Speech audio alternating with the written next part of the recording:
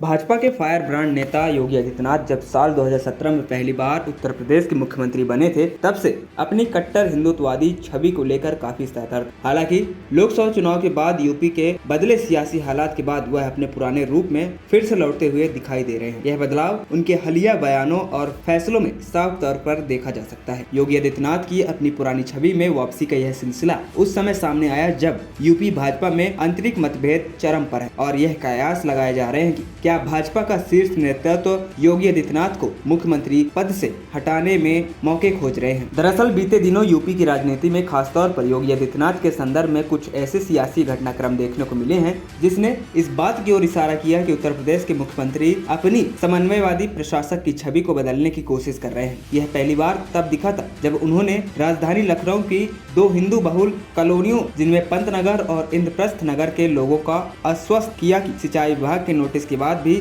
उनके घरों को नहीं तोड़ा जाएगा। वहीं इससे पहले एलडीए ने लखनऊ के अकबर नगर इलाके में 24.5 एकड़ के फैले 1169 घरों और 101 व्यावसायिक प्रतिष्ठानों समेत 1800 ढांचों को ध्वस्त कर दिया था, क्योंकि ये कुकरैल नदी के किनारे बाढ़ के मैदान पर अवैध रूप से बनाए गए थे। वहीं कांवड़ यात्रा को लेकर भी योगी आदित्यनाथ का एक फैसला काफी चर्चित रहा। मुजफ्फरनगर जिले की पुलिस से आदेश दिया गया था कि सड़क के किनारे दुकानदारों को अपने प्रतिष्ठानों के बाहर अपना नाम लिखना होगा। इस निर्देश पर मुसलमानों के खिलाफ माहौल बनाने के आरोप लगे थे। हालांकि मुजफ्फरनगर के वरिष्ठ पुलिस अधीक्षक ने दावा किया था कि इससे टकराव को रोका जा सकता है। हंगामे के बीच राज्य प्रशासन की अपनी बात पर अड़ा रहा और एक हफ्ते बाद यह निर्देश राज्य के अन्य हिस्सों पर भी लागू कर दिया गया जहां से कांवड़ यात्रा गुजरनी थी। वहीं इसके बाद यूपी सरकार ने धर्मांतरण विरोधी कानून में संशोधन करने के लिए सदन में एक विधेयक पेश किया। इस विधेयक से उत्तर प्रदेश गैर कानूनी धर्म परिवर्तन प्रतिषेध नियम 2021 और सख्त बना दिया गया।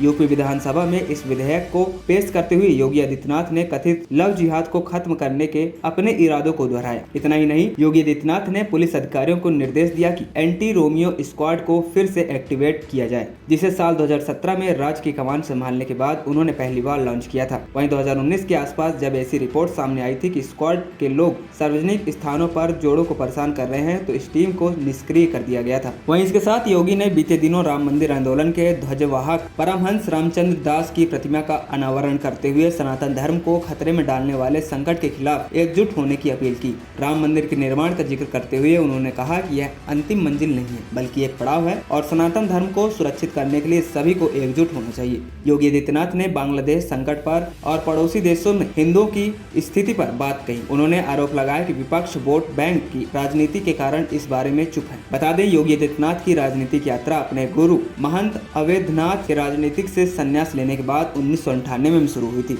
जब वह गोरखपुर के सांसद बने थे। वहीं 26 साल की उम्र में वह उस साल लोकसभा के लिए चुनाव लड़ने वाले सबसे कम उम्र के सांसदों में से एक बन गए थे। गोरखनाथ मठ से जुड़ाव और अपने हिंदुत्ववादी नेता होने की छवि को चमकाने के लिए 2002 में उन्होंने हिंदू युवा वाहिनी नामक एक संगठन का गठन किया। अगले 5 सालों में यह संगठन गोरखपुर, देवरिया, कुशीनगर, महाराजगंज, संत कबीर नगर, बस्ती, सिद्धार्थनगर, बलरामपुर, गोंडा, फैजाबाद, मऊ, आजमगढ़, गाजीपुर, जौनपुर और बलिया जैसे जिलों में फैल गया।